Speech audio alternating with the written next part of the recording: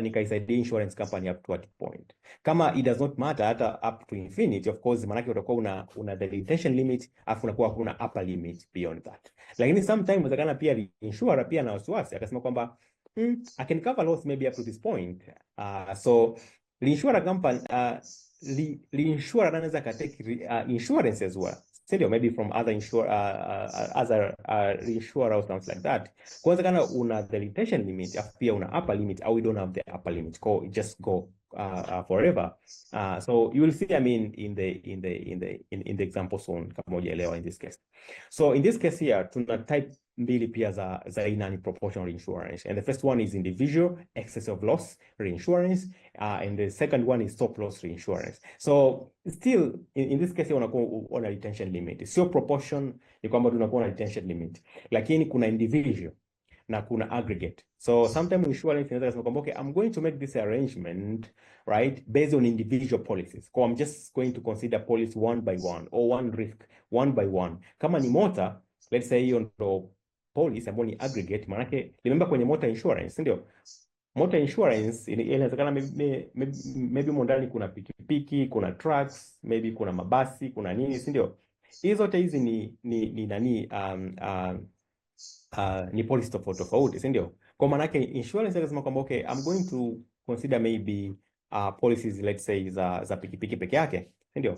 Or maybe I'm going to consider let's say za truck peke yake, si ndio? That is individual. But if I mean the insurance company consider the entire portfolio ya hizo motor policies, of course that is what we call stop loss reinsurance. But the way we are defining it ni kwamba we consider the aggregate amount. We don't consider, I mean, the amount by policies or by risk. Just, I mean, by aggregate. So we'll see, I mean, the example here soon. So individual, of course, this is, you'll see, I mean, the definition in this case here. Yeah, don't worry about this, kwa sababu mfano, ni kwa mfano, the insurer might agree to pay the excess when any claim from motor insurance exceed 50,000, but with an upper limit of 2 million. Kwa maana yake insurance inasema kwamba okay, the retention limit iwe 50,000. Kwamba in case kama ikitokea claim ambao let's say ni above 50,000, I'm going to transfer part of it to the reinsurer. Sindio? Lakini reinsurer inasema kwamba no, also I have the limit. In case kama loss yako ime exceed 2 million, you have to find someone else. Sindio? Kwa hiyo insurance, let's say ikipata labda loss ya milioni 1, then it will transfer that to the insurer. Na the insurer atacover the remaining amount above the excess, which is 50,000.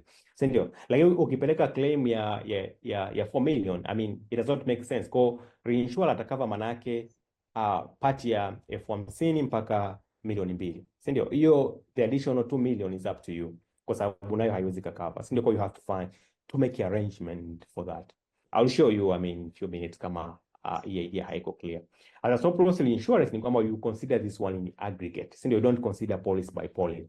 Sindio? Ile ya kwanza ambayo ni individual, you just consider this one, you just consider one by one policy. Sindio? Our risk. In this case here, you consider in aggregate, sindio? In combination. So in this case here, for instance, the insurer might agree to pay 90% of the excess when the total claim amount, right? When the total claim amount for all motor policies exceed 105%. Sindio? Because this is aggregate. Sindio? Kwamba aggregate from all motor policies. Kama imetokea kwamba claim exceed 105% of the total gross premium, sindio? Then of course I will be able to cover that. Sindio? Otherwise no. I will be able to cover 90% of that claim. Sindio? But remember, is in arrangement. It's an arrangement ambayo you sit down, you do your own evaluation, and then you reach at a conclusion. Okay, based on my ability and based on my ability as reinsurer, I can cover this amount. Sindio? Or maybe I think this is going to be a good deal, or not a. This 90% is not given. It's not like okay, this is always the arrangement. No, the arrangement will actually differ depending on the need of the insurance company, depending on the ability of the insurance company, and also depending on the ability of the insurer as well. So, ni arrangement is something which is over the counter. Sindio? So, kama is a product you go and buy it, is something which is over the counter, meaning that you sit down and then you make these arrangements. So then we have, of course, this is what we are going to cover, to focus. Sindio? tutafocus kwenye hizi type mbili ambao ni proportional na non proportional, lakini more specifically this is the branch we are going to cover, individual excess of loss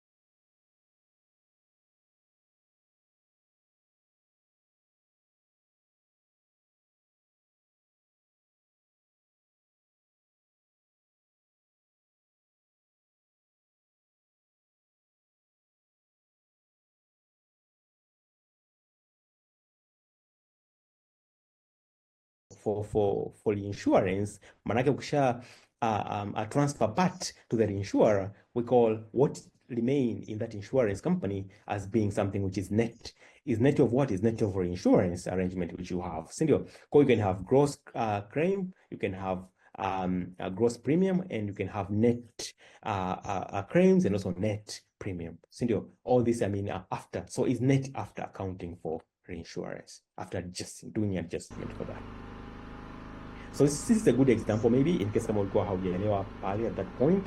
And yeah, so I will allow questions about here. So let me maybe try to share in here. So just give me a few seconds. So I think not share this. I have to move this one here. So 1 second. So one second. Okay, so I have to switch this. So I'm going to turn this one off for the time being. And then I'm going to share the other screen. So just give me a few seconds. So I think we are good to go now. So we have to switch that here. Okay, so 1 minute. Sorry. Sorry. Okay. So this is 2. Yeah. So just give me 1 second while this is loading. Okay, so I think we are good to go. So what I was saying here, I hope it will not be too slow. Yeah, so what I mean is kwamba even the portion we are going to focus on. So you can see, for instance, this one here under what we call proportional insurance. So this is proportion insurance, and then here you have excess of loss. So excess of loss. Sindio, reinsurance arrangement. Sindio, kwa nikisema this is 25% quota share, what happened in terms of claims ni kwamba this is part which will be share. This is the part which will be covered by the reinsurer. Sindio, kwa reinsurer ata cover this part here. Market the part ambayo will be covered na insurance company will be simply 1 minus alpha, which is actually this 25%. Sindio, kwa this is the part. So in this case here, I can say this black part here. This is the black part here is actually the part for the reinsurer. For reinsurer to cover this black part, because this is the reinsurer. insurer ambao watacover 25%, and then the remaining one will be covered by the insurance company. Because this yellow part here is part of the insurance company. So insurance company will cover 25% of it. So 25% will be covered by the, so the 75% so will be covered by the insurance company. So this is what we call 25% quota share.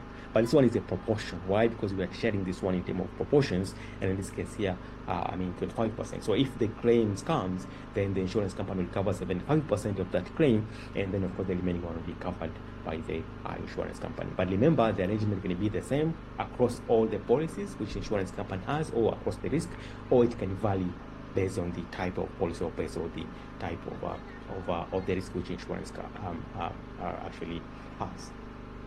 And then, of course, the second one is excess of loss. So excess of loss, remember, this is not proportional. It's actually based on a defined limit. So you define a limit, we call it a detention limit. So in this case here, in this example, we have under individual, so we have under individual excess of loss, right? Arrangement with a reinsurance layer. So this is the reinsurance layer. Sindio? Insurance layer ndio part ambayo itakuwa covered na reinsurance company. So in excess of this one here. Sindio? Because this is how this will be defined. Kwamba in case if the loss exceeds 20,000, I'm going to cover you up to 50,000. Why? Because the insurance layer ni 30,000. Sindio? Because this is the good example here. Kwa mfano, we are saying, okay, suppose maybe claim imekuja na hiyo claim ni 30,000, 55,000 au 15,000. So indicate this one in the diagram. That is what we have done in this case here. So we are saying, okay, what is the retention limit in this case here? The retention limit is this one here. Look, you can see, I can draw it maybe here quickly. But you can see that this is the retention limit. So because this part here is this one here. This is the retention limit. So this is the retention limit, which is 20,000. What you have here, you have 20,000. This is the retention limit. And then you are saying the retention layer. Retention layer, remember in this case, 30,000. This is what the insurance company will cover. The insurance company will cover up to 50,000. So you can see this, up to this 50,000. Because this is 50,000 is here. Kwa manake reinsurer atakava up to this 50,000. Sindio? Sababu ukichukua 50,000 minus 20, you get the reinsurance layer, which is 50,000. So in this case here, you can see, okay, in case if the claim is 30,000, then of course insurance company najua, okay, I'm going to cover, this is 30,000, so I'm going to cover up to 20 because in the retention. Beyond this, I'm going to transfer to other parts. Sindio? Retention limit ni 20,000. Ikizidi 20,000, hiyo ni part ya reinsurer. So you just take that to the reinsurer. And then the second case is where now you have this part here. So you have how much? You have 50,000, 55,000. So 55,000, you know, kwa sababu retention limit ni 20, maki utakava up to 20. Ndio. The remaining part itakuwa covered na the reinsurer. Lakini remember, reinsurance layer ni 30,000. Manake reinsurer atakava 30,000 peke yake. 30,000. Kwa maki kutoka 20 mpaka 30 itakuwa covered na reinsurer. Lakini beyond that part, kwa sababu remember bado F1 haijaisha in this case here, this remaining part, is up to you. So you are the one who have to find how you're going to cover that amount. Kwenye itakava tu ile 30,000 kwa sababu that is your arrangement. Lakini kuna baadhi ya reinsurance arrangement ambayo reinsurer anaweza akachukua amount sio without any limit, kama asema kwamba above 20,000 I'm going to cover you, right? But remember that the premium which you'll have to pay will be much higher compared to when, let's say, you have an insurance layer like in this case here. Sindio? Kama hakuna upper limit, it means that even what you have to pay is more. Sindio? It's an arrangement. Unaangalia uwezo wako wewe. You just look at the conditions, how much should I pay is a premium kama insurance company. Sindio? If you are happy, then of course you just take that. If you're not happy, you say, okay, maybe please cover me for this part, and then just leave the other part. You'll find a way to cover it. So that is actually how it works. Na hapo umeona kwamba claim hii ya mwisho hapa ni 15,000. Sindio? Lakini 15,000 haijafika the retention limit. So kama haijafika, maana that is up to you. Kama ulipa premium kwenye insurance company, then kama ulilipa premium kwenye reinsurance company, then of course it's over, it's gone. Sindio? Kwa sababu kama your claim haijafika retention limit, then hiyo sio kazi ya reinsurer. It's just up to you. So you have to find a way to cover it. Yeah.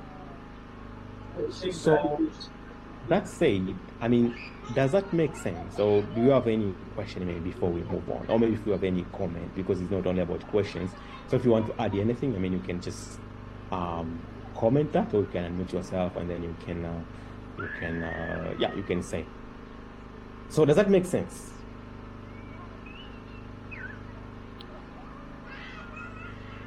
Benedetta, does that make sense? Manona, your mic is on.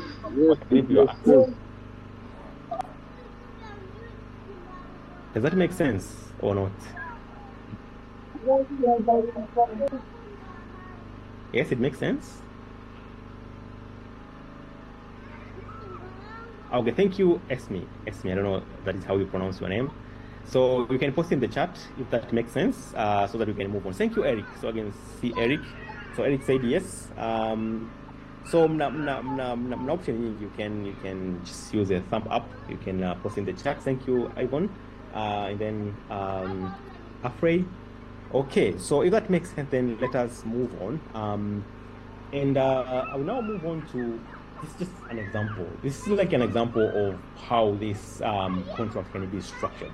So don't think like, let's say you have a very simple scenario where you can say, okay, if the amount maybe is above this one here, then you cover me. If it's below that, you don't cover me, and then so it can be somehow complex. Not too complex, but I mean, you just define this yourself. So, what you can see in this case here, a reinsurer has agreed to make the following payment in respect of individual claims incurred by a direct insurer. So reinsurer may agree kwamba, okay, so reinsurer ini ni agreement. I told you kwamba insurance you just agree. You are two parties. It's just like a contract. So kwa mnaingia kwenye contract kwamba in case if this happen, I'm going to do this. If this is going to happen, I'm going to do this.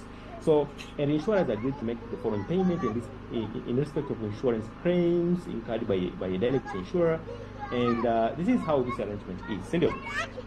Kwa can see ni kama it just have something like a step function. So we can see that, okay, what is this arrangement? So I'm going to define X to denote insurance claim, because this is an amount. So it can be, okay, this is, okay, let me say, this is the function. So I'm just going to define a function. So I'm going to say, okay, this is the function, which is going to depend on the on X, the insurance claims. And maybe, I don't know kama mtasi hapa, but I wanted to write it maybe here below, so nitakuwa na space kubwa, so we'll come back later. So you can see you're going to have fx. So what is the agreement? So this is the function. So we're going to say, okay, okay, so the insurer has agreed to make the following payment in respect of individual claims incurred by a direct insurer. Nothing if claim is less than 5,000. So the agreement ni kwamba, okay, the insurer atalipa 0 if the claim is less than 5,000. So if the claim is less, let's use it. I mean, it does not matter, of course, you can define it otherwise, it does not change much. So you're going to, okay, if I mean the claim is less than 50,000, of course, then I'm going to pay 0, right? So 5,000, so it's 5,000. So if it's less than 5,000, of course, I mean, it's up to you. So I'm not going to do anything. 5,000, I'm going to not do anything. So I'm going to give you the full amount. So the full amount, so I'm going to give you the full amount. Remember, the full amount is X. X into the claim, the claim amount. So I'm going to give you the full amount reduced by 5,000 if the claim is between this number. So in case kama claim ikiwa between 5,000 and 10,000, I'm going to give you the full amount. So let us say, so I'm going to give you the full amount, which is X reduced by 5,000, right? If the claim is between this number. So if it's between, let's say, we have this one here, 10,000 and 5,000. So, sorry, this is 10,000. Sorry, between 5,000 and 10,000. So between 10,000 and 5,000. So ikitokea claim between this interval here, I'm going to give you this amount, X minus 5,000. And then the other arrangement in kwamba I'm going to give you half the full amount. So half the full amount, remember the full claim hapa ni X. So half the full amount, it means that I'm going to give you 1. So I'm going to give you 1 over 2X. If the claim is between 10,000 and 10,000. So 10,000 and 10,000. 10,000, this is 10,000 and less than 10,000. And lastly, I'm going to give you 10,000 if the claim will exceed 20,000. So I'm going to give you 10,000 if X is greater than 20,000.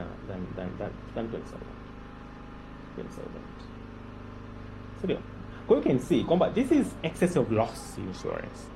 It can be defined in a very simple way, or it can be somehow not too complex, but it can somehow be complex like this one. I mean, najua isiyo sababu ni complicated, but you can define this one.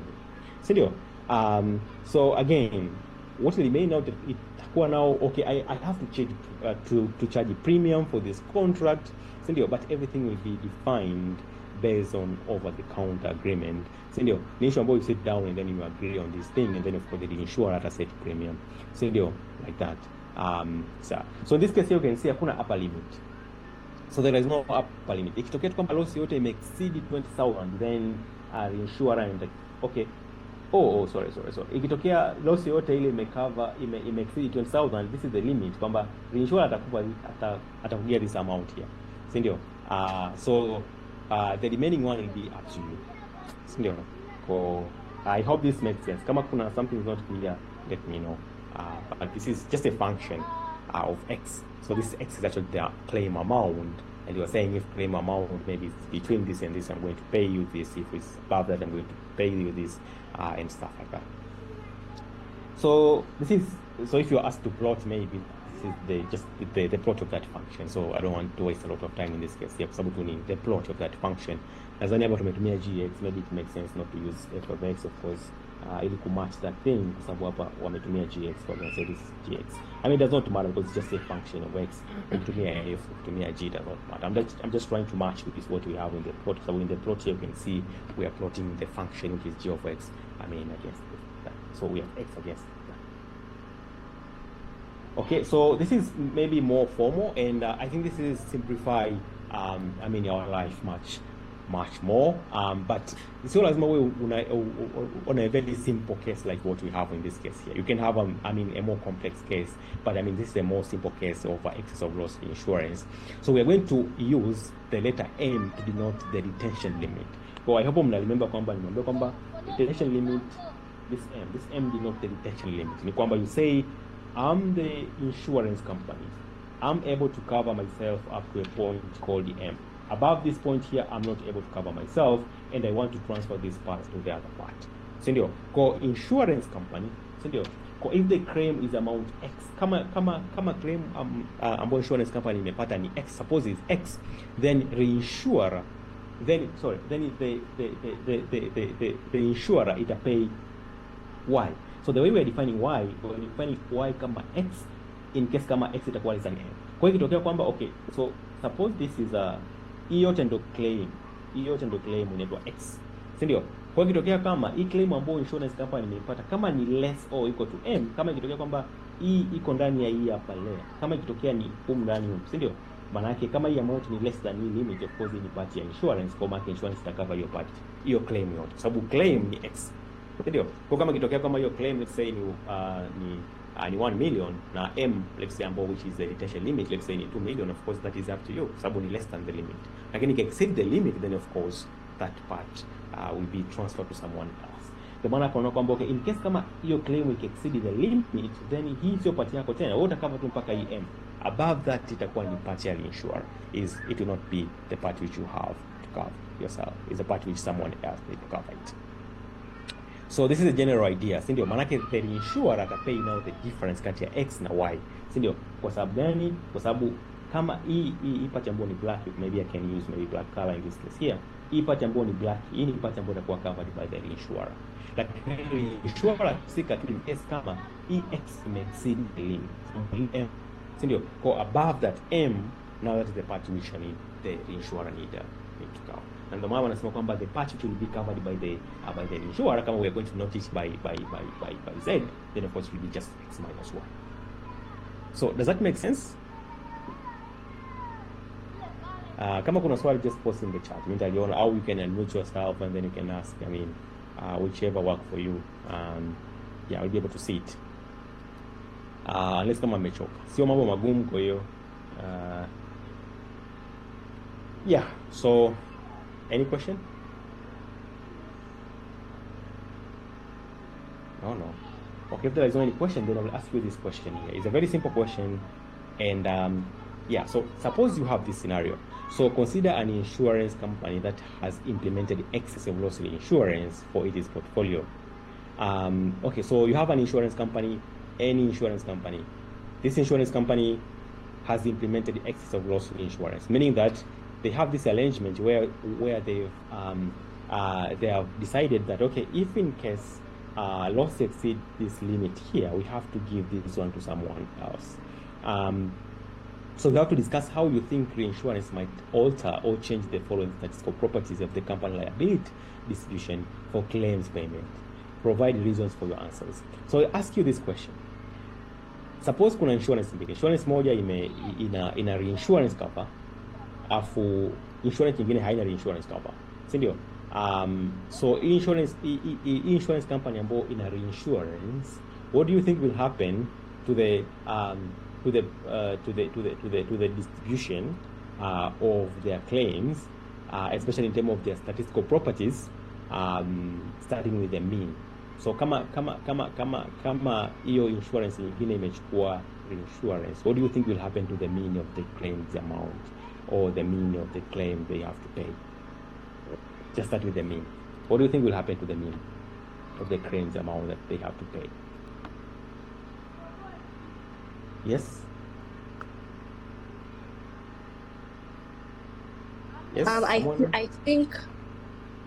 I think the mean will be smaller compared to the first mean. Yes, Esme. Yeah, I think that is that is excellent. Of course, you expect the mean to go down. Of course, I will try to explain that maybe in detail later. But let us think about the other statistics. What about the variance? How about the variance, guys? The variance. What do you think will happen to the variance? Is the variance going to change? And if it's going to change, it's going to change in which direction? If you have reinsurance, what will happen to the claims amount which you have to pay in terms of their distribution? Variance? Yes, variance? You guys know what is the variance?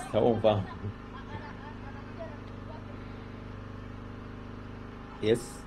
Hapa muonekani kwa sababu kwenye face to face ambaye correspond. Na hapa I don't see you. Na hapa mnaogopa tena. What is the issue? Will be small. Thank you, Devota. Yeah. So Devota said, I mean, of course, the variance will be small.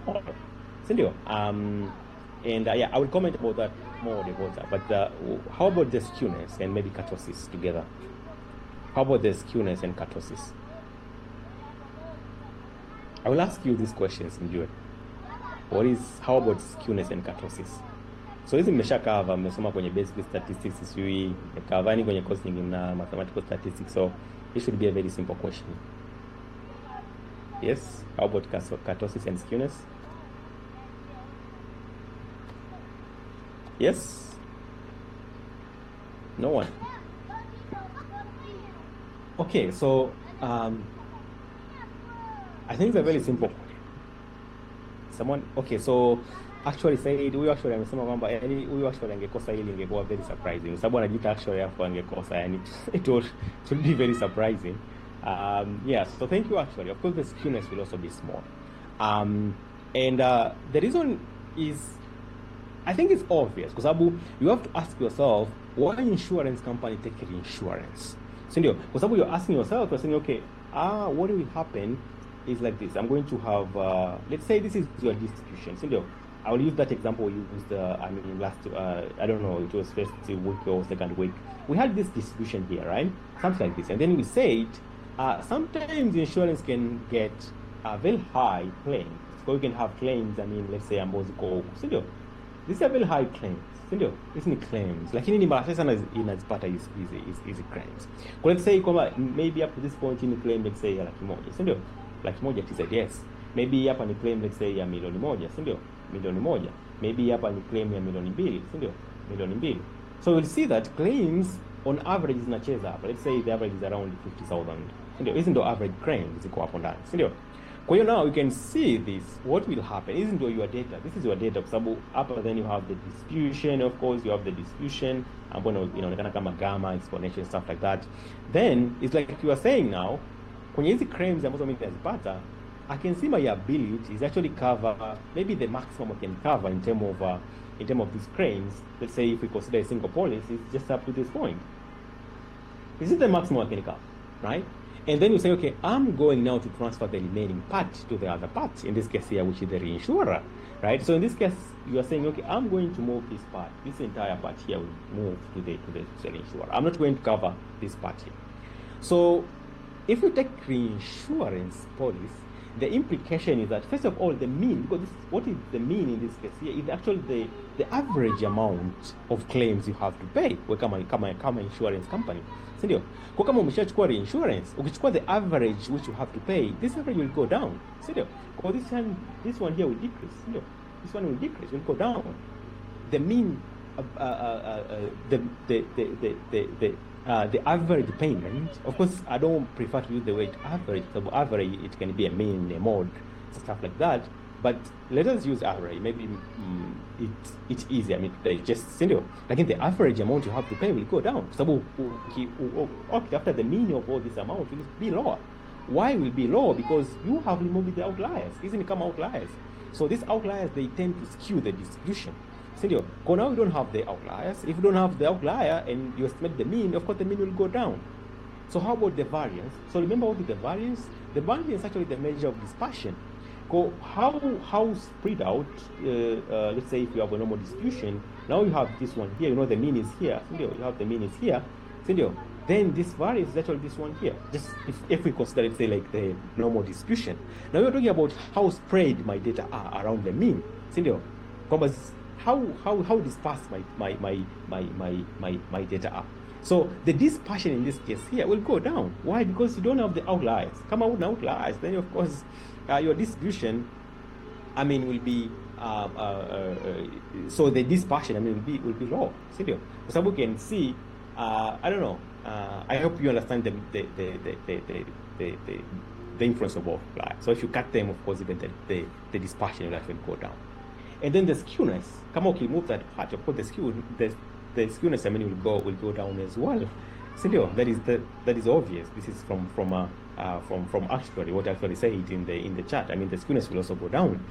So and then how about the kurtosis? So the kurtosis is actually the measure of tailedness. So it's a measure of tail, the tail. And but this is the tail. You can think about this one as being the tail. So kurtosis is a measure so it's a measure of the degree of tailedness, but we are comparing the degree of tailedness in comparison to the normal distribution. Kwa manake, if you have a normal distribution, let's say you have this one here, this is the tail, let's say of a normal distribution, then kurtosis ambayo tunaipima sisi ni kurtosis with respect to the tail of the normal distribution. Kwa maana ikitokea kwamba labda kurtosis ni kubwa than 3, kwa sababu normal distribution ina kurtosis ya 3. Kwa ikitokea kwamba kurtosis ya your distribution is more than 3, it means that your distribution has fatter tails compared to a normal distribution. So ndio kwa maana yake, let's say kama your distribution ina behave like this, maybe this is in comparison, you have like this one here, you can see the tail. The tail, I mean, ya blue ni kubwa, si ndio? I'm talking about the tails. I'm just comparing the tail. Kwa tail itakuwa ni kubwa kuliko normal distribution, na itakuwa ni more than 3. Ukipata tail maybe ni less than 3, maybe itakuwa something like this one here, si ndio? Something like this one here. Inakuwa is called, if you look at the tail, utapata kuna tail ambayo ni normal, ambayo ni red color in this case here. Na kama tail ni kubwa, itakuwa maana yake above that, kama ni ndogo itakuwa below that, si ndio? But in simple terms, tail so give you an idea about outliers in your data. Kwa sababu kama you have outlier, then the tail will be fatter compared to the data which does not have outliers. Because it's like a measure of outlier. It gives you an idea about outliers. Kwa ukitoa this high amount, huge amount, extreme values, of course even the kurtosis will go down. So all these parameters here will go down. The mean which you have to pay will go down. the dispersion, kwa sababu dispersion, remember this variance standard deviation measures a risk, nadhani nimesoma kwenye finance, si ndio, is a measure of risk, si ndio, because the higher the standard deviation, let's say kama ni stock, I mean the more risky that stock is, si ndio, but probably is a good idea, kwa sababu if you are a risk taker, then it's a good idea. The higher the standard deviation, it gives you an idea kwamba okay, I can get higher return. Let's say for kama ni returns, then you know you can get higher returns kama the standard deviation is higher. But again, you can get low return kwa sababu variation ni kubwa. So you can get higher returns or you can get lower returns. So the question is, are you happy to take the risk? If you are happy, then of course, the higher the standard deviation, the higher the risk, and the more happy you are if you are happy to take the risk because of potential higher returns. So of course, skewness again will go down, and then kurtosis again will go down. So all these parameters here will go down. I think in Rizali Swali at some point, maybe when you really last year, Skumaki did the exam, but I don't know if they did well or not, but I think it's a very simple question. Unless kama mna swali maybe up to that point. Any question maybe? Before we move on? Maybe let me go back here. Any question? If any? Are you around? Ya mmewasha TV? Yeah, so the good thing about Zoom ni kwamba una skewness. Okay, so I don't know if I have skewness. Yes, we are around. Thank you, Ivan. So Isabella said skewness. I have to repeat about skewness. So let me find something maybe for you. Maybe it will be much easier to digest here. So where is it? Probably maybe it will be much easier to digest. Where is it? So session probably 2. So I think I told skewness about some point. So maybe it will make some sense if I do that. So don't worry about this here. So it's not so. I just want to show something. Maybe it will make some sense. So it's how we define, I mean, the skewness, ndio. Kwa you can see, ndio. Kwa hiyo what happened ni kwamba it depends on your data, ndio. Kwa hiyo kama data zako, let's say una more values ziko concentrated, let's say here, lakini una some fewer larger values. Kwa you can see in this case here, for instance, una larger values, ndio. Kwa hiyo maana ni kama you so those I mean larger values ni kama zina skew your distribution. So it's like zina force your distribution. Let's say if you compare with normal, instead of having a normal distribution, zinaivuta to the right, ndio. Na kama you have, let's say maybe like smaller values, let's say upande wa kushoto, maana zitavuta kwa sababu your distribution now will not be normal like this one here, but kuna value ndogo ambazo zitaivuta ile distribution because they are forcing it to the left or they are forcing it to the right. Kwa maana in our case ni kwamba we have some values ambazo ziko huku to the right. Kwa kusema kwamba let's say I'm going to transfer all this part here from this to the reinsurer, maana we don't have this part here. Now ukili sketch your distribution will look much like a normal distribution. It don't mean necessarily normal distribution, but it will be very close to the normal distribution because now you have removed all strange values, and strange values in this case here, I mean the higher claims or maybe extreme claims. So you have moved that part to the other part, to the reinsurer, so you remain only with average amounts, sindio? Now in general, I mean, you have a distribution which is typical like this one here. So, kama you are now running, I don't know, kama you are estimate, you have the data. Of course, you can comment on this. So you will see, in case if my skewness, if the estimated skewness is greater than 0, it means that you have a right skewed distribution.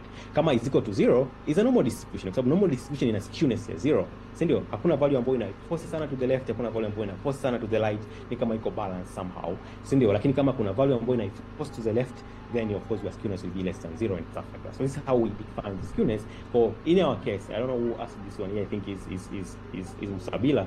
So Musabila, if you remove, think like you remove this part here, of course you can see the distribution which you're going to remain with.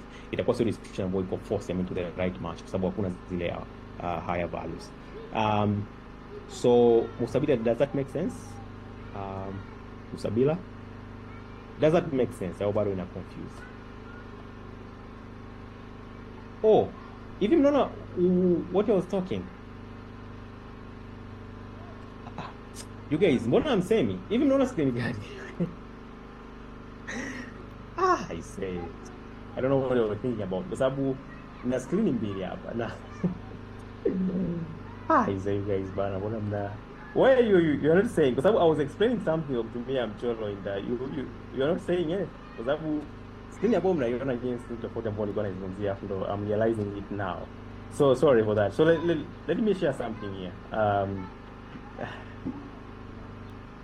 Ndo maana basi msabila hujajibu. Au umesema yes? Oh, inabidi huo ni uongo kwa sababu I was not sharing what I was anyway.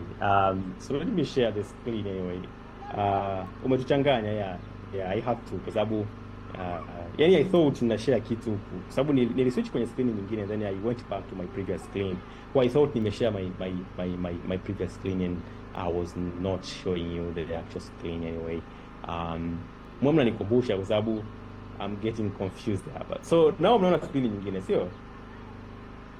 Now you are seeing the second screen. Sio? Kuna screen mnaiona ambayo inaelezea kuhusu skewness.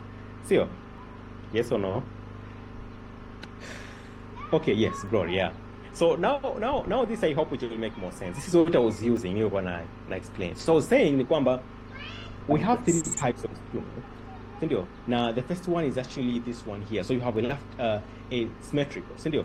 Kwa kama your distribution, let's say kama normal distribution. Normal distribution niliwaambia kwamba it's something like balance. Sindio? Most of the observations ziko at the middle like that. Sindio? Ziko at the middle, na huku you have small. Kwa ukitake the average, you find, the average is around the middle. Sindio like that? We say that is a normal distribution.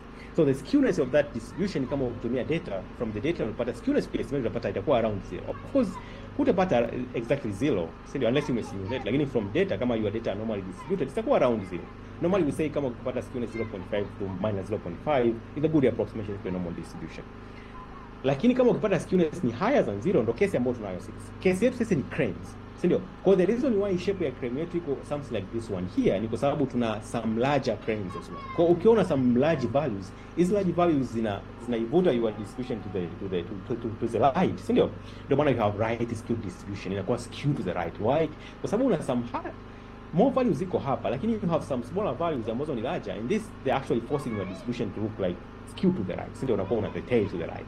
And then kama una some smaller values, in this case here zitavuta your distribution to the left. Now ukiestimate the skewness itakuwa less than 0 from the data, sindio?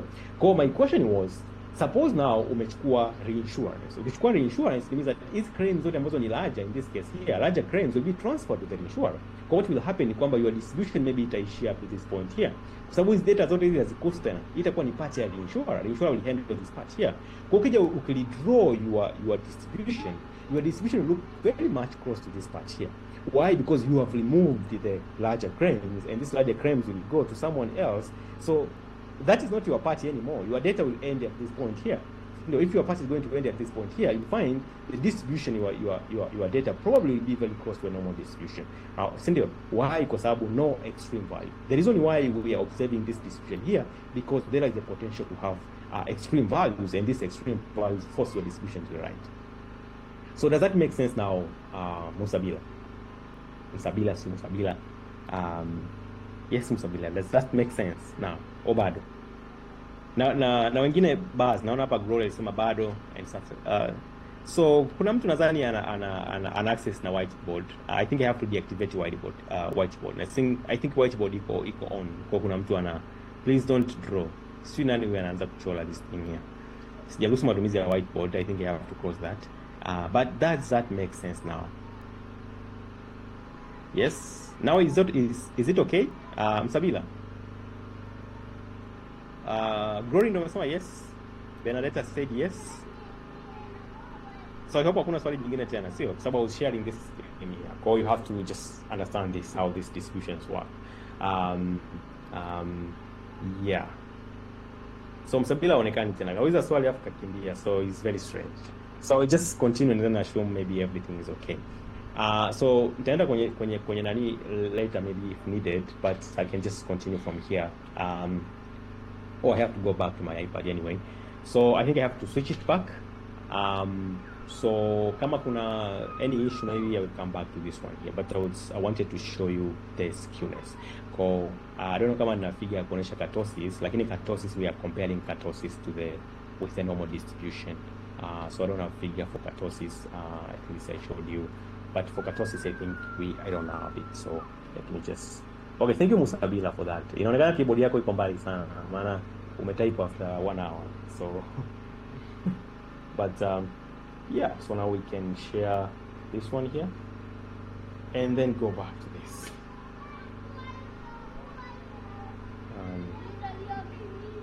Okay, so maybe let's go here. Okay. So now I hope you can see. Oh, just can you see now? I'm still sharing here. So I have to stop this, and so I have to share this. Thought I already shared it, so we can share this. So stop sharing and then we share it. So I have to find a way to check this automatically, but I think okay. So okay, so back to this. Okay, so now we have to so kwa sababu now the reason why we are going through this stuff now is kwa sababu tunafahamu hizi distributions zote. So kwamba okay, we can model the distributions of insurance company by using normal by using gamma distribution, Pareto, exponential and stuff like that. So the reason why we have to go through this is because ukishachukua reinsurance now hiyo ni issue nyingine tena, kwa sababu the mean which you have to pay itakuwa different from what you could have paid without reinsurance. Kwa in this case here, yani the same thing, lakini now kama ni the mean, we have to estimate the new mean, because the mean will be different from the mean without this arrangement. So that is the reason why you have to go this part to cover this part, try to estimate the moments. Like kama ulikuwa huna reinsurance, so it's easy. Ndio maana wanasemaje, kama you don't have reinsurance na nikwambia kwamba estimate the mean and then you know the distribution of your data, then it's very easy, because you know how do we estimate the expectation, which is the mean is simply the expected value is equal to that part here. So we are saying, okay, what if you have a reinsurance arrangement?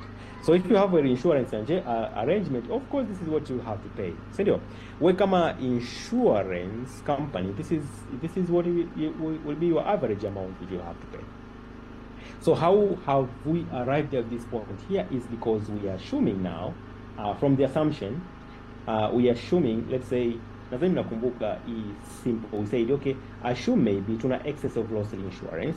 So we are saying recall from excess of loss insurance, and we said excess of loss insurance, we defined it in this way. We said our Y amount paid by insurance will be equal to X if the amount is less, let's say, or equal to M, and then we are going to pay M if the amount exceeds M. Why? Because the upper part will be covered by someone else. So the end part for us will be M, and then beyond that is someone else. So that is what we said. And so here, what we are saying now is the mean. So the mean, which the insurance company need to pay, will simply be, because still we are going to do the same idea about the mean, which is this one here, right? But this mean here is going to have two parts because we have a step function. Kwa takuwa na nini? Takuwa tuna expected value of Y is equal to, so we have this, okay, so we have these two functions. So I'm going to say, okay, the first part will be this part here, and maybe the second part will be, let's say, this part here. So we have to combine this yellow part and red part. So I will start with the yellow part. So I'm going to say, okay, the first part will be the integral from, because remember the minimum value is always 0. So we're going to start from 0 up to m, which is the first function here, and then of what? Of x, and then multiply by the distribution of that. So I'm going to fx, and then b of x, and then of course we are going to add the second part now of the second part in the red part. Red part. So we're going to add the second part, the red part, and this part is from now m up to infinite of what? Of m, and then multiply by the distribution, which is f of x, and then of course multiply by this d of x. So what you can see now is very easy. So quite the same thing, except now we have two parts of the distribution of the expectation. So now we can say, okay, this now is very easy. I can combine everything. So I can say this is same as writing expected value of y is equal to integral from 0 up to m. Of course, I'm writing the same thing, d of x, and then plus. Of course, I can take m or out, send of some constant, and then of course integral up to, and then f of x, and then of course d of x. And then here, of course, we can just leave this one as it is. So f of x, of course, d of x, and then you plus m, but what is this one here? This is simply the probability of x being greater greater or equal to m, I think. So this is actually what we are going to have. So this is what the average amount which insurance company has to pay, in case if that insurance company has a reinsurance arrangement. Kama ina reinsurance arrangement, of course, we know expectation is just, 0 to infinity x multiplied by the distribution, which is f of x, and then d of x, and then we are done.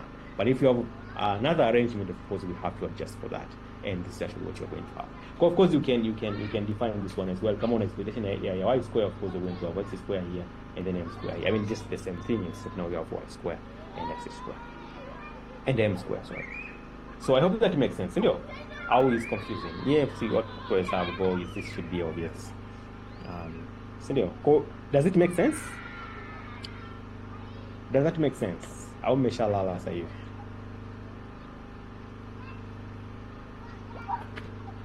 Okay, thank you, Emmy. Esme, I don't know, mna majina magumu. Esme, Sekera, Samsung, tunampendwa Samsung SMAD42F. And thank you, Bernadette. Okay. So if everything is okay, then let us move to the other part. Of course, you can also define the variance. So don't worry about this one here. Thank you, Musabila. Inaonekana na keyboard ya Musabila iko mbali sana kwa sababu ana type yani after everything is done.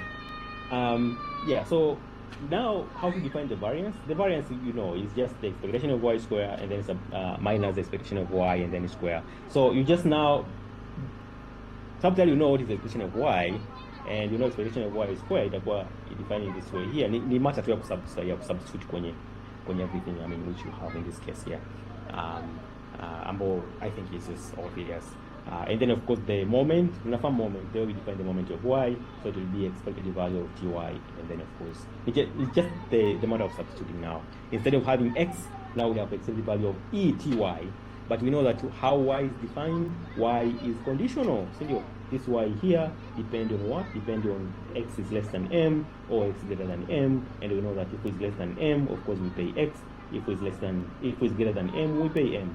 So it's just the same thing like what we have done before. So let's pay, except now only expected value of ty, not x.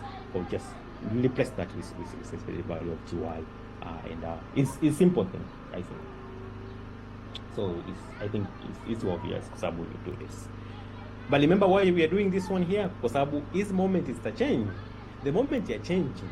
Why? Because insurance company, kama na unazungumzia about the losses, kama unazungumzia about the losses, then these losses will not be handled by a single person, will be handled by two persons, kama kuna two reinsurance arrangement, and because of that, everything will change. The moment will be defined different, that is why we need to define this thing here. Of course, now, ni how much itakuwa cover. Okay, so now, what will happen to the reinsurer? Kwa sababu hizo zote ambazo tumecover ni part ya direct writer, the insurance company. So how about the reinsurance company? So reinsurance company now, kama unakumbuka, let us define the amount which will be covered by the insurance company, by the reinsurer. So this is the reinsurer. This is reinsurer. Ini reinsurer. For reinsurer, of course, let us say Z, let's say the amount of water paired by this. Glory, rudia hapo kidogo. Sijui unasema rudia hapo kidogo. Mbona maanisha hapa? Sorry, nimechelewa kuiona hii message hapa kwenye chat. Glory, kwa maanisha wapi? Kwenye moments. Did you mean here? Au Australia ya pili? Okay.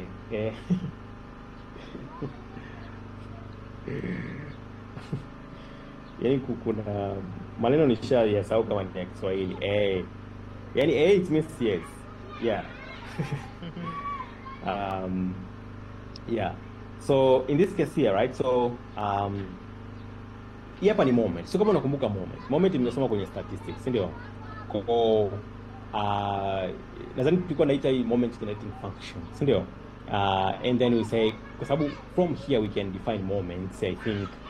Nishasahau baadhi ya vitu kwenye statistics, but the way we define a moment is simply MYT is equal to the expected value of ETY, sindio? But remember, TY, sindio?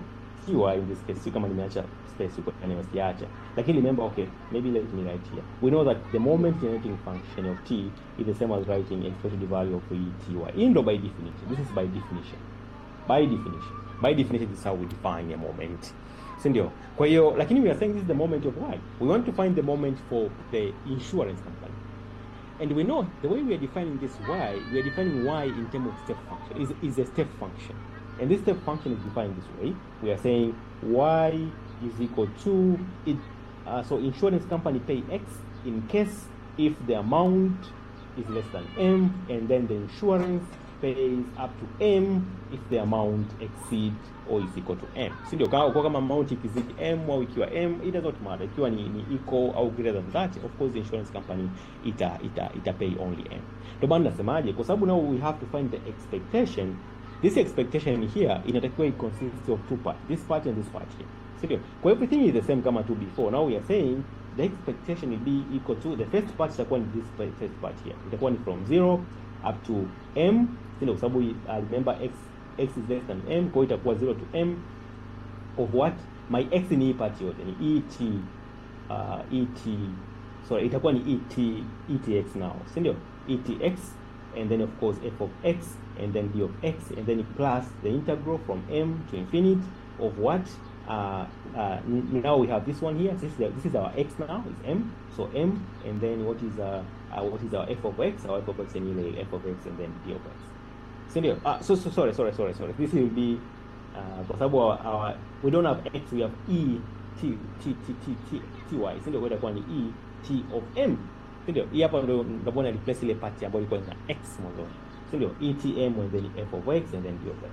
Kwa everything remains the same. Kwa sababu ukicheki integral hapa itakuwa ni 0 to m, and then you have etx, and then you have f of x, and then you have dx, and then you have plus. Kwa hii hapa ni constant, depending on x. Kwa I'm going to take it out, tm integral m to infinity, and then f of x, and then d of x. But we know that this one here, this part here is simply probability of x being greater than m. Sindio? Kwa hiyo you can see ni kwamba tu is just like the previous thing. Hii part inabaki tu vile 0m etx, and then f of x, and then d of x. So hii part this everything remains the same, except ni kwamba you want to find the expectation of t power y, because that is actually how we define the moment by definition. Does that make sense, Glory?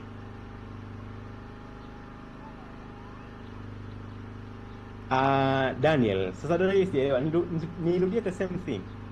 Nirudie the same thing Daniel, au unamaanisha nirudie ipi? Nirudie hii ya moment. Daniel,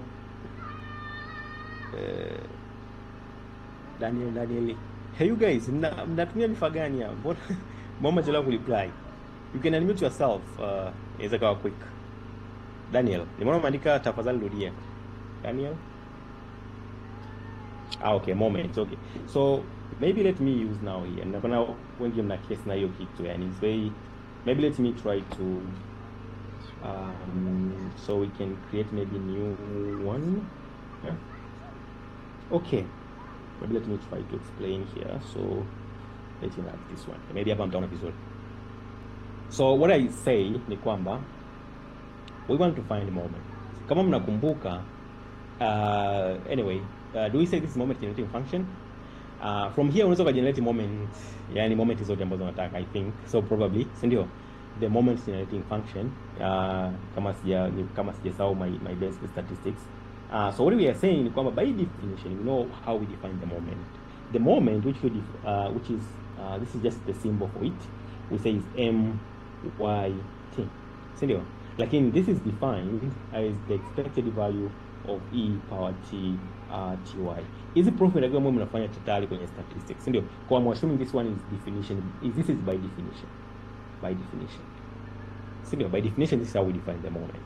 Lakini we are saying kama ingekuwa ni moment ya distribution labda ya claims ambazo labda ya claims za insurance company, na hiyo insurance company haijachukua any reinsurance, of course you are done, you don't have to do anything.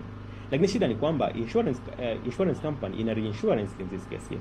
Kwa I handle, yani sio kama ina handle zile claims peke yake, ina handle hizi claims na some other part, na hiyo part ni reinsurer.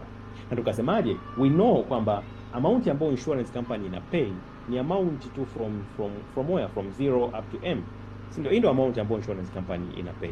Kwa kama una x, kama x ndo total claim, then manake amount ambayo insurance company itacover ni hapa pati, si ndio? Amount in excess ya hiyo m ambayo ni x minus m itakuwa covered na reinsurer. Kwa we are saying okay, this is moment by definition, lakini kwa sababu we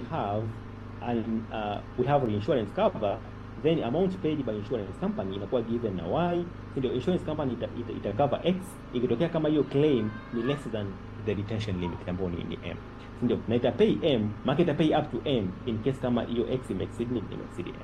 Hii ndio the way to define. Kwa hiyo hii hapa haina uhusiano na moment. Hii ni just the amount which will be paid by insurance company.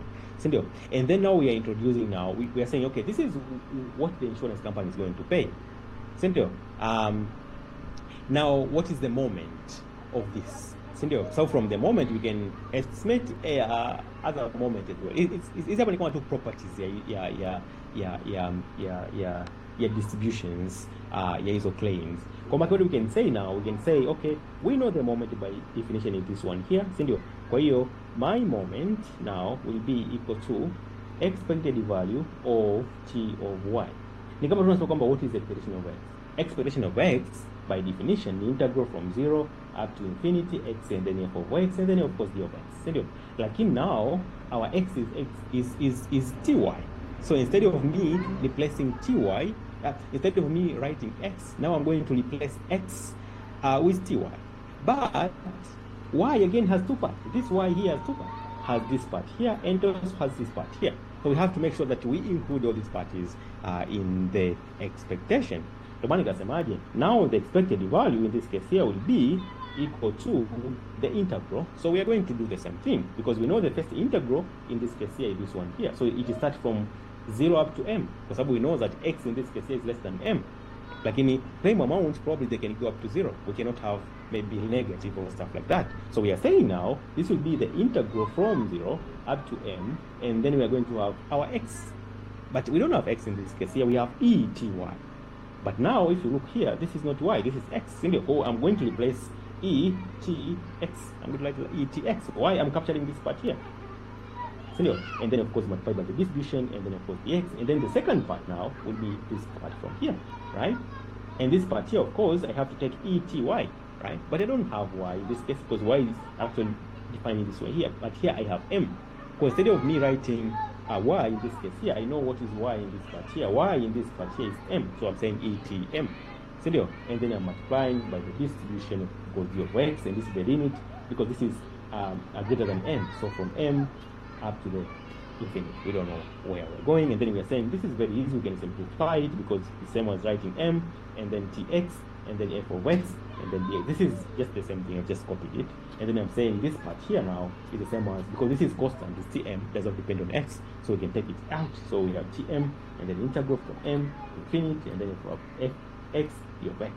But we are saying by definition this one is simply the probability. So we are saying is 0 to m and then tx and then f of x and then d of x and then plus etm.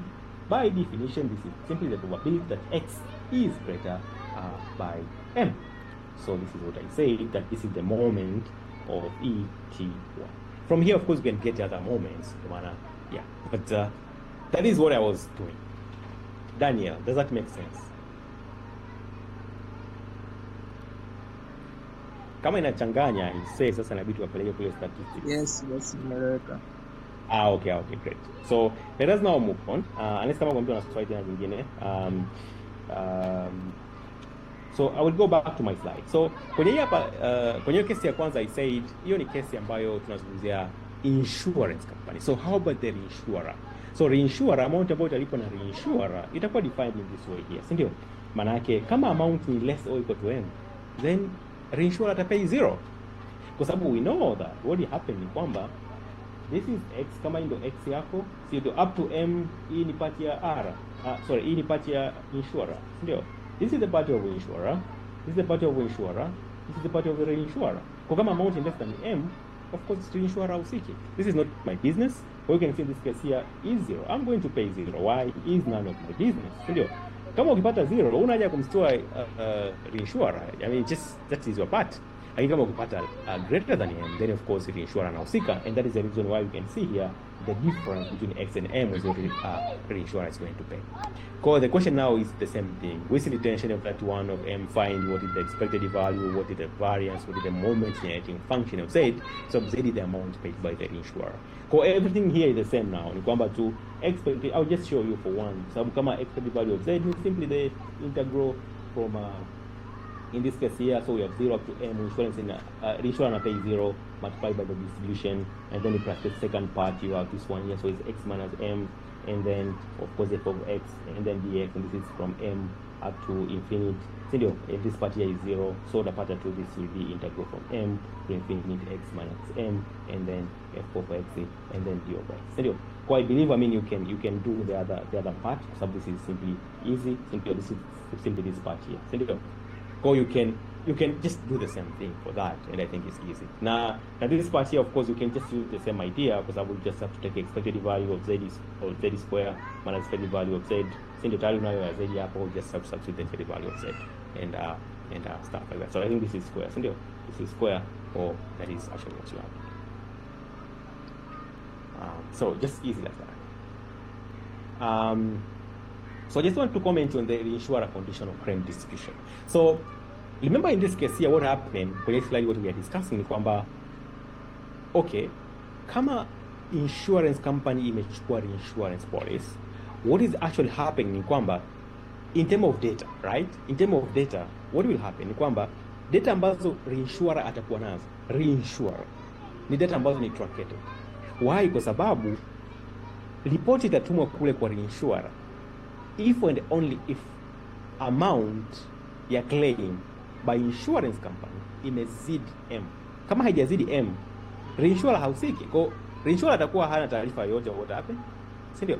Kwa maana ninasema kwamba the distribution ya reinsurer itakuwa ni truncated distribution. Why? Kwa sababu reinsurer atakuwa na information only kama claim ni above m. Kama ni below that, I mean, the insurer will not be aware that anything happened in the insurance company. Because that is why we are calling the statistical terminology we are using, that the insurer observed claim from a truncated distribution.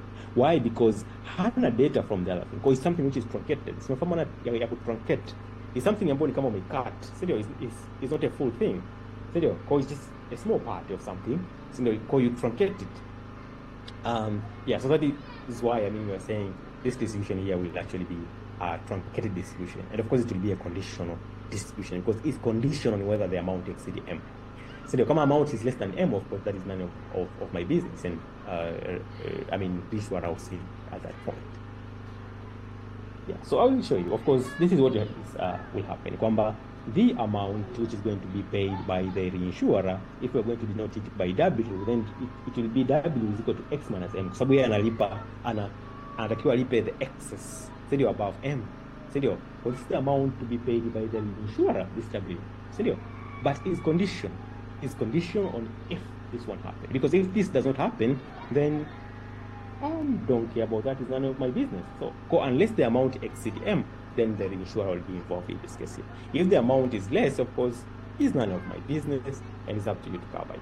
So of course, from here now we can also estimate what is the distribution. Because the distribution now, right, it will not be straightforward, maybe it's an f of x. It will not be that. It will be a truncated one. What we are trying to do in this case here is that we are saying, let us now try to derive the distribution for the reinsurer. So how the distribution for the reinsurer will look like. So it's a very simple idea in this case here. Now, we can prove it quickly. And of course we'll have, I mean, nadhani nimeona that source ambayo nimeupload kwenye site. Of course, I'm following the same thing. Kwa ukienda kule ukisoma kama unaelewa this, I hope you'll be able to understand. I want you to understand. I'm using the same examples. I'm using the same derivation. Of course, there's a alternate derivation. I don't care. The issue is that I'm using the same derivation so that it's easy for you to follow if you use the same sources which I have shared in the course site. So you'll be able to find everything anyway. But the questions, I mean, it's not a guarantee that I'm going to take them on the same site. But the notes, I mean, most of the time I'm using the same site, but not necessarily everything. So most of the thing will be, of course, I will take there, but some of them not. But you have some guarantee I will use the same source for notice, but I will not use the same source for questions, probably. Yeah. So let us now try to derive this distribution here. So now we have to understand the distribution, right, of the, and we can say, let us start from this, because you know f of x, those are last week. What is the f of x?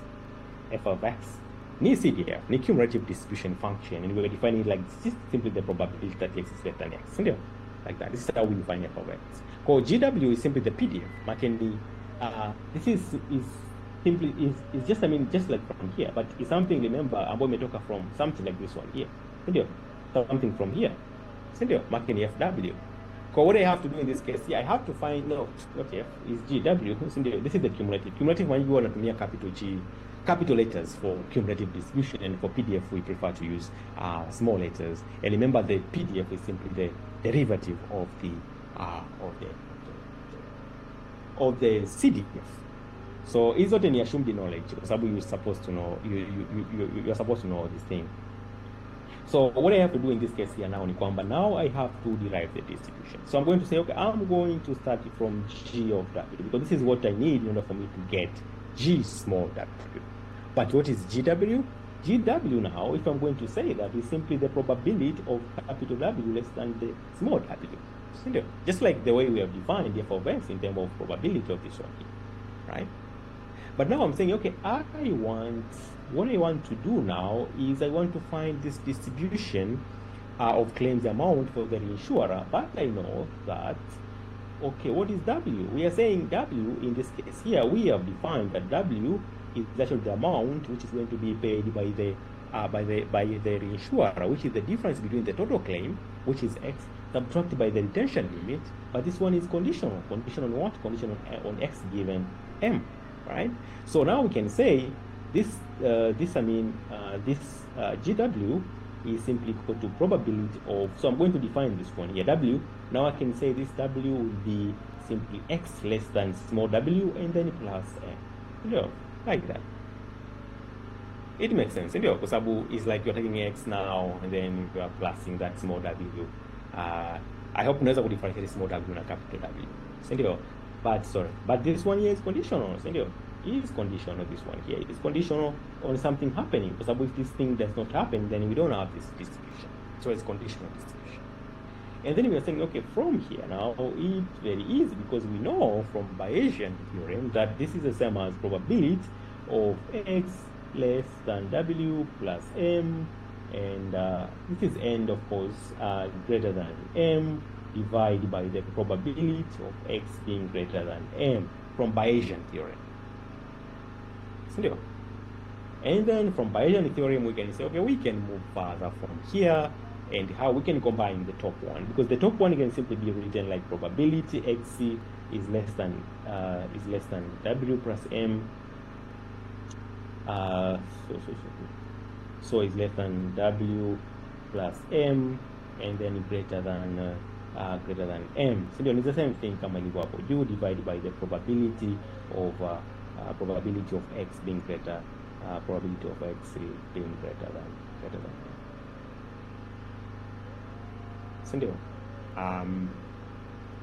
And then we are saying, okay, space dimension. I'm sorry for that.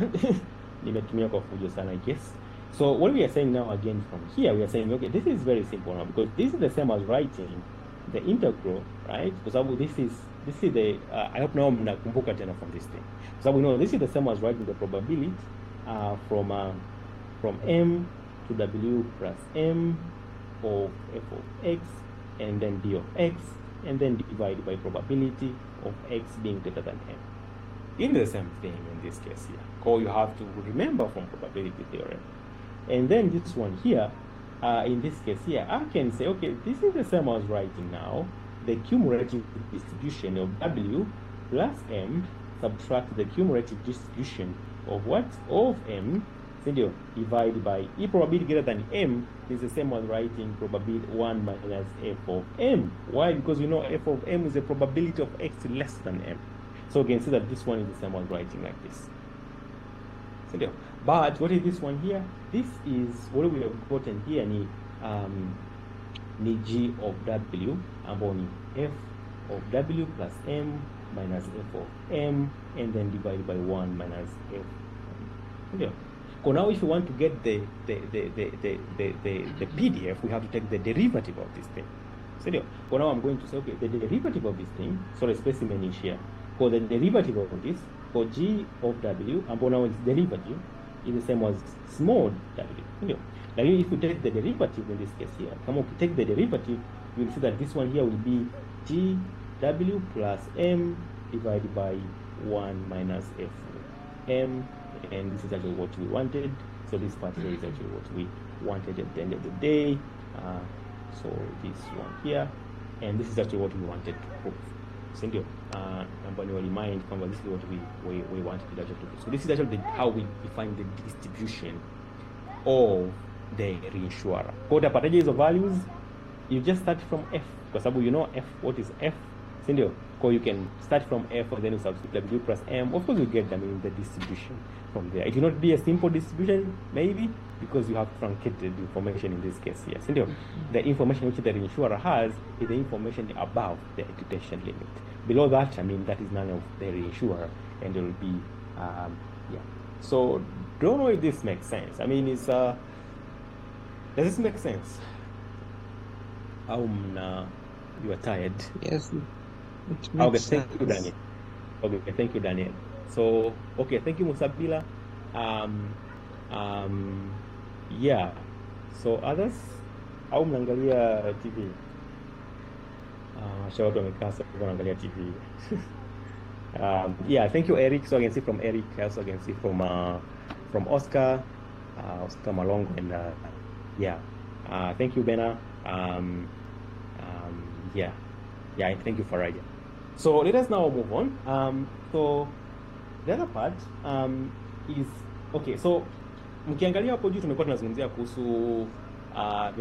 kuhusu excess of loss reinsurance. So now let us see proportional reinsurance. Sababu proportional niliwaambia ni kwamba in this case here ni kwamba wanakuwa wana share in terms of proportions. So the claim ambayo inakuwa covered inakuwa covered in terms of proportions. So in this case here, kwa hiyo tushama kwenye excess of loss, tunaingia kwenye proportion. Ndio maana hapo wanasema kwamba if the claim for amount X, then the company will pay Y. Ndio.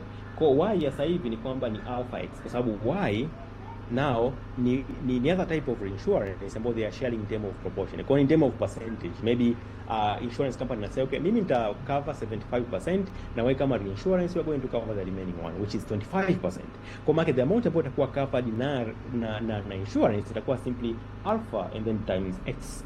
Si ndio? Na amount ambayo itakuwa paid na reinsurer, let's say kama tukisema ni Z, maana yake Z which is by the insurer, it will simply be equal to 1 minus alpha times it. Well, it's very easy kwa sababu ukichukua 1 minus alpha plus alpha will get to 1, so you just end up with 0. So well, this is actually what we mean in this case here. Well, this is the amount by the reinsurance, the amount by insurance. Well, that is actually the key difference. Now, of course, usichanganye terms. So tukija kwenye proportional reinsurance, we are calling this one the retention level. So we are using the same term kama tulivyotumia kwenye excess of loss, except they mean two different things. So in this case here, kusema retention level, we mean alpha. Kwa tuko namaanisha M. So don't confuse these terms. It actually depend on the context and the type of insurance we are talking about. So this is what I say, that the amount paid by the insurance, by the insurer will be this one here, and the amount paid by the insurer will be simply alpha. Simply your alpha is account 75%, market the remaining one will be covered by the other part. So we have a simple question in this case here. I'm going to say a sample of reinsurer payment made under proportional reinsurance arrangement consists of the following values in units of thousands of pounds. Kwa hizi ni data, si ndio? Hizi ni data ambazo ni data za reinsurer, kwamba a sample of reinsurer payment made under proportional reinsurance. And remember, hii arrangement again ni proportional reinsurance consists of the following values. Sasa hizi ni data tu ambazo zipo kwamba hizi data maybe ni, let's say in a particular year, kwamba amount ambazo wamelipa, let's say ni hizo amount. Hizo amount ni thousands of pound. Ziko kwenye pound, si ndio? Hazipo kwenye pesa za madafu, sio? hazipo kwenye T shilling, kwa sababu T shilling doesn't make sense in such case. Kwa hiyo ni pound, ni 1000 of pounds, and if the original claim amount are modeled using a gamma distribution and the retained proportion is 80%, sindio? Kwa retained proportion, retained is the amount which the insurance company retain, ni amount ambao manake ni proportion ambao insurance company inabaki nayo, sindio? 80%. It means that the amount ambao reinsurer anacover ni 20%, the remaining one, which is 1 minus 80. 80 is something which is retained, sindio? So then we have to find the distribution of insurer claims, and hence we have to estimate the parameter alpha and lambda using the method of moment approach. For the second part is obvious to share cover here at some point. The first one again is obvious. I mean, it's not very complicated anyway, but let us see how we can do this. So we have the data. So we have been given this data here. Hizi ni data tu, si ndio? Zikawa kwenye columns, zikawa kwenye Excel, zikawa anywhere. Yeah? Ni very simple data, si ndio? So let us first of all find the distribution. Yeah, insure. We know the distribution, the original distribution ya data. So the original distribution ya claims amount ni this one here. Ndio ni gamma distribution. Lakini we know that part imekuwa transferred. Part of this one imekuwa transferred to the insurer. So let us now find this. So we have to find the distribution for the insurer. Okay, so we know that the original distribution, we know that X ina follow a gamma distribution. So ndio ina follow a gamma distribution with alpha and lambda parameters. So now what we can see is that we can, okay, in sipendi kutumia lambda kwa kweli jamani, sorry. Napenda kutumia beta. So I'm using, so this is just, I mean, instead of lambda, I'm using beta. So I just don't like this lambda. I just prefer to use beta. Kwa I mean, you can use any, sindio? Nakumbuka vizuri formula nilitumia beta, hainichanganya. Kwa sisati zile, hakuna reason yote nyingine nimezoea kutumia beta. So now if X follow gamma distribution, what we can say ni kwamba we can say, okay, we know f of X. F of X is a gamma distribution. Gamma distribution inakuwa alpha, and then we have beta alpha, and then XC alpha minus 1, and then E minus beta minus beta. Same ndio gamma distribution. Lakini ni gamma distribution ya the entire, sindio? Ya the entire claims. We need gamma distribution ya reinsurer, sindio? Okay, so maybe ili nisiwachanganye, maybe let me use Y kwamba iwe ni indication kwamba we are talking about the original insurance, sindio? Original insurer, kwa sababu alimodel. Yes, nani screen imepanda hapo juu, atuioni. And screen ndogo ndio imekuwa kubwa imekuwa ndogo. Can someone explain me that scenario? Sijaelewa hiyo scenario. Yani hapo mnaona screen ya kwako hiyo, yani ya sura. Hatuoni hiyo unaandika. Inakuwa iko ndogo, hatuioni vizuri.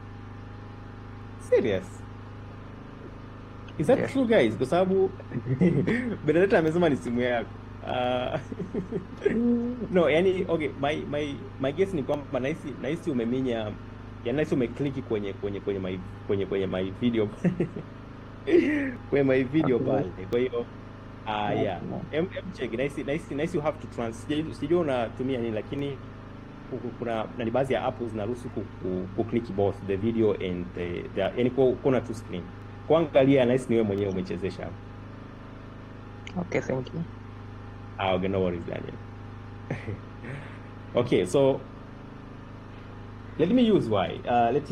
Let's use Y. Maybe this is I don't know, kama labda I can use this one the same. I don't know kama sitawachanganya, but original amount, let me use, I mean this Y. Maybe it's not an issue. Sindio? Okay, maybe either I get to talk to distribution ya reinsurer. Sindio? Okay, ya reinsurer. Anyway, let me use X for this, and then maybe let's use Y for insurer. So I'm going to use Y for insurer. It's wachanganya lakini. So let's use Y for insurer. I'm trying to match with what you have. So Y for insurer in this case. So kanyanganya for insurer. Hii hapa ni insurer. What I will do ni kwamba nadhani kuna note huko juu kwamba in this case here you can find the distribution by changing the variables. Now nadhani unafahamu the method of changing the variables. It's very easy. Why? Kwa sababu tunajua kwamba y ni amount, ni zaidi au mtumia nini, kwa sababu y we know anyway. I'll use Z. kwa sababu let me use y for insurer, si ndio? Y for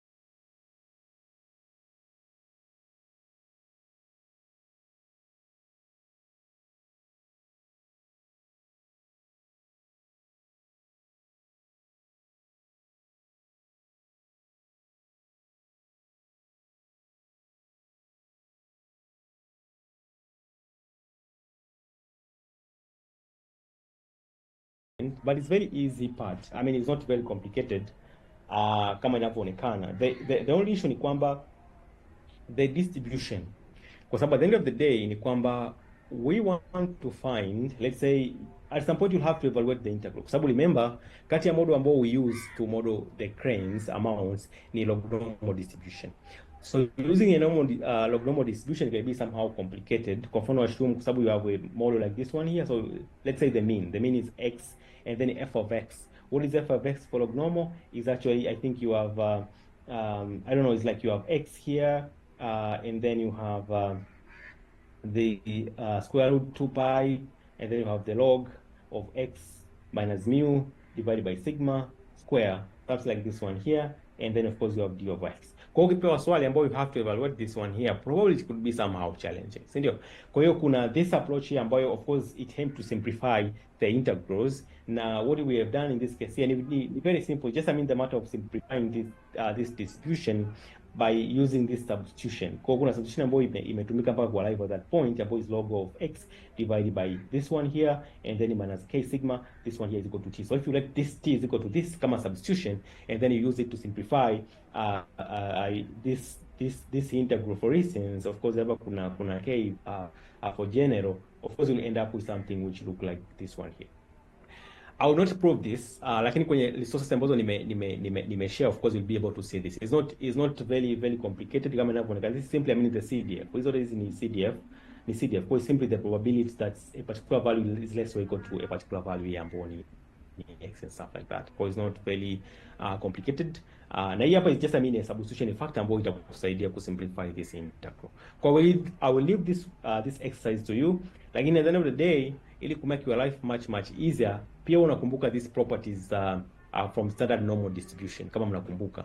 So from standard normal distribution, most of the time ni kwamba you have a distribution which look like this one here, like this, and then this is the probability of let's say x being less than minus infinity. So minus infinity iko huku, si ndio? Of course the values, the probability for that, I mean, will be equal to 0, si ndio?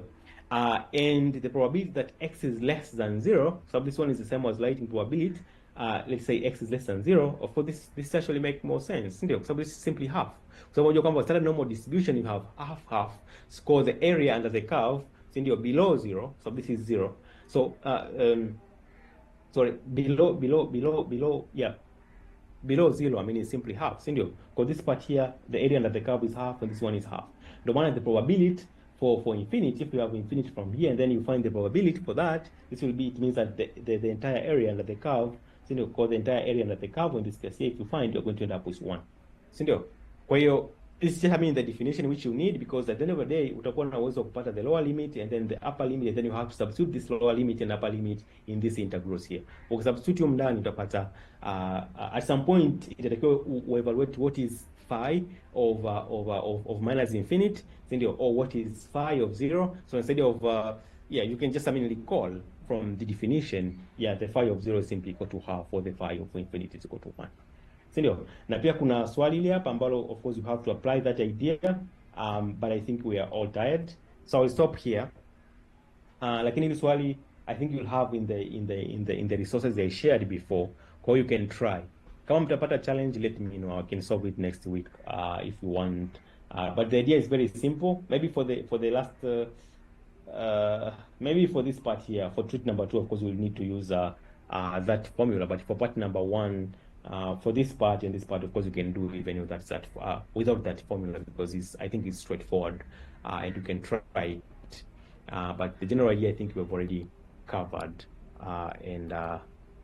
That said, let me stop here, unless kama mna swali lolote lile. I'm happy to take the questions now. Yeah. So any question? So nilikuwa na 2 lectures leo mfululizo, kwa hiyo I'm a bit tired.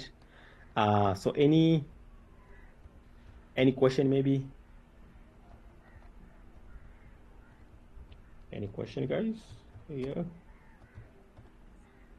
Sorry sir, mimi na swali. Yes. Naomba niulize hivi, kwani the policy agreement inasainiwa wakati hiyo reinsurance policy agreement inasainiwa kati ya insurer na reinsurer, au insurer na policy holder, au reinsurer na policy holder, au wote watatu wasign? Okay, yeah, so Zoom user sio nani jina. Naona kuli Zoom user. Yeah, so policy holder hausiki na reinsurance arrangement. I mean, is like, if you're a policy holder, reinsurance arrangement is none of your business. Si ndio? Wewe kama umeenda pale umeinsure gari yako, umeinsure nyumba yako, umeinsure whatever, hata kama ni mradi gani. I mean, it does not matter. It's none of your business. Issues za reinsurance ni arrangement kati ya insurance company na reinsurer. Hao ndio watu ambao wanahusika. Kwa hiyo unakuwa uhusiki. Unajua kama mimi I have my okay Nduru, yeah. I know you are tired. Weekend ishafika. We kama policy holder unapeka tu pale kwamba okay, I'm insuring this thing, and then after that you are done. Unless kama unataka upate information labda kwamba hey you guys, do you have any reinsurer maybe, kama unataka ujilizishe maybe, I don't know. Lakini most of the time we don't even care. Wewe unajua pale kuna insurance company, lakini kama wana arrangement zao huko, sio transfer this one, I mean it's none of your business. Kwa sababu at the end of the day pia is not necessarily kwamba una reinsurer mmoja, si ndio? Inawezekana maybe una even 4 arrangement huko, si ndio? Asa hizo zote hizi hazihusiani na policy holder. Policy holder yeye ataleta claim pale, yeye anataka tu claim yake iwe settled. Hiyo ndio kitu ambacho anataka policy holder, yeye ndio ishu ambayo inamhusu policy holder. Kwa kama umeomba msaada huko somewhere else, then policy holder amini hata husika na hicho kitu, wala hata is none of his or her business, unless kama maybe anataka pale some information about okay, how do you guys do business, kama maybe anataka insure kitu kikubwa. Lakini kama let's say una insure let's say gari what, I mean yeah. It's not something ambayo yani policy holder unahusika, yani you will not be involved in general kwenye hizo arrangements. Does that make sense, Zoom user? Yes, thank you. Au sija kujibu, mbona umesita sana? Lipo sawa, nimeelewa, niko nakusikia. Yeah, okay, no worries. Okay, so any other question, guys? Nduru said we are tired. Yeah, we are all tired. Any question? Kama mna question and I suggest series basi ya weekend watu wakaangalie, watu wamechoka. So any series for the weekend suggestion? Any series, any movie, any documentary? G20. The Residence. Day of the Jackal. I say yani wa active kuliko kujibu maswali. Sungura, G20 ni nini? G20, The Residence nimeiona, Day of the Jackal. Ichako sijaiona, Day of the Jackal. Ni series au ni movie? Next week itabidi uanze kwenye log normal. Kwenye log normal mjelewa, mbona is very simple. Anyway, okay, no worries. I'll start from there. Mpya hiyo ya jana. I say you guys are very active. Hiyo ni ya jana. I say. Anyway, yeah, thank you for that. I will check. Yeah, nishamaliza guys. So if you want to go, I mean, it's just okay. I will start from log normal maybe next week kama is very challenging. Yeah, so I will just explain. I mean, it's very simple idea. Hakuna kitu chochote ambacho ni kigumu in this case here. Pia you have the resources available. You can go through the resources ambayo ipo kwenye site. Pia kuna sample exam. Mpaka sasa hivi nadhani swali la kwanza you should be able to answer it kwenye sample exam. Yeah, I think swali la kwanza is already covered. Kwa hiyo swali la pili probably is already covered pia, ukishasoma hii hapa, kwa sababu no, I think swali la pili lina some deductibles ambao we'll cover probably next week. Next week Ijumaa Kuu. We have to find to compensate it. Yeah, so thank you Msabila for letting me know. Yeah, but otherwise, I mean, thank you, and yeah, so see you next week. By the way,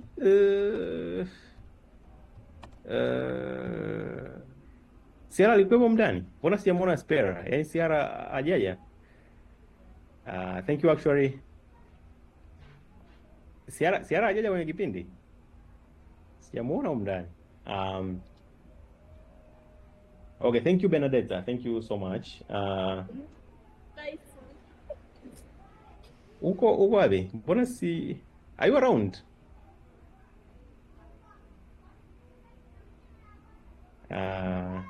Right, there you go, nice. Kuna Masiara wawili, okay. I was not aware. Slido question next week. Good Friday. Okay, thank you. Slido question, okay. Slido question, but okay, next week, Friday. So kama yafaa tufanye tena Zoom meeting kipindi kingine. Okay, I will ask Sierra about the feedback, kama it was okay, kama it was challenging, then we'll find out what we can do. Thank you, Gulam. And yeah, so I'm going to close the meeting now in 30 seconds. Unless kama kuna issue. So 1 Mississippi, 2 Mississippi, 3 Mississippi.